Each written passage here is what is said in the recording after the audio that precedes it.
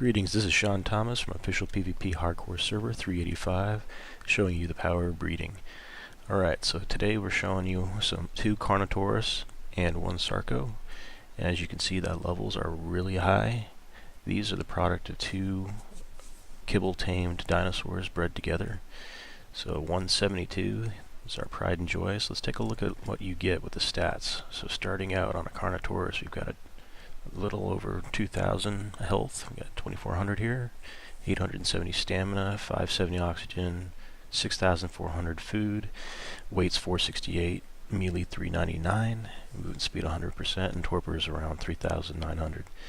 Alright, so one of the nice things you see here right off the bat is that the weight and the food are going to help you a lot when it comes to breeding. So you might think that it's a little more difficult to breed higher level dinosaurs, but that's actually not the case. The higher level ends up with higher food and higher weight, and the way it works out is as they're babies, they start out at 5 food, able to hold roughly 5 food, and you have to really pay quite a bit of attention to keeping them alive. But as they age, they get a percentage of what their total will be at adulthood. So if you're dealing with a high weight, then you'll end up being able to stack in loads of meat for the meat eaters. And if you're dealing with high food, that gives you a buffer for when if you actually do run out of food in their inventory, then they'll start taking away food that they hold on them inherently. So it gives you a little bit of extra time between logging on and throwing some food on them. Also, you notice they're juvenile, they're not babies anymore. They do get a little bit bigger as they grow, and that baby stage to juvenile also affects how quickly they cut through their meat. So let's take a closer look at these guys. So if you're watching the food tick down, and then it'll bounce back up again. Let's see here. What we're waiting for is for it to jump back up, and then we can count the seconds it takes for them to take a bite. What it'll come down to is 10 seconds for cooked meat when they're a baby, and 20 seconds per raw meat. Now when they hit juvenile, that increases by 50%. So you'll see that they'll take a bite of raw meat every 30 seconds, or if you've got cooked meat on them, they'll take it every 15 seconds. So you might ask, why do we have cooked meat on there as well as raw meat? And the reason is because of when it spoils, and also the number that sits in the stack.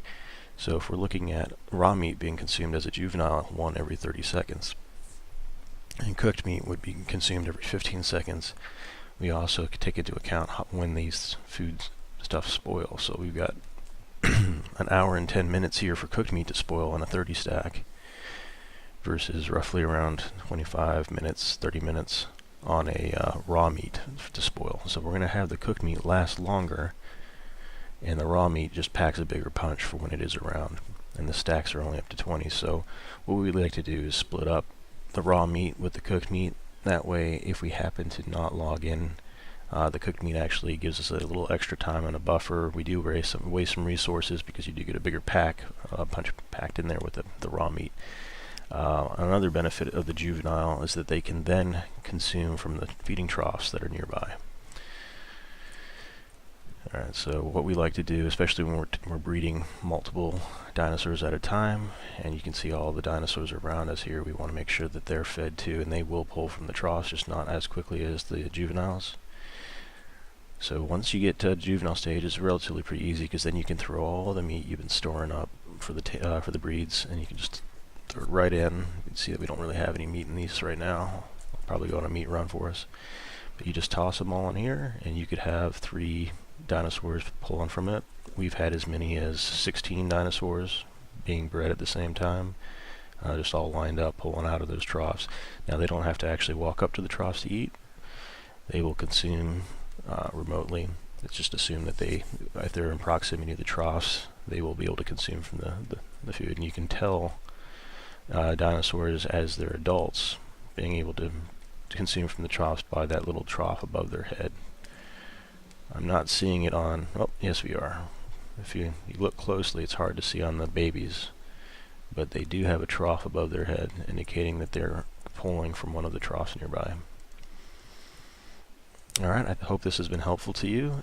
hit like if it has, and if you'd like to see more of this kind of content. This is SeanThomas on official PvP hardcore server 385. If you want to try out a hardcore server, come visit us here on 385. Give a shout out to the tribe Mookies, and we will give you a hand getting started up. And hope to see you next time.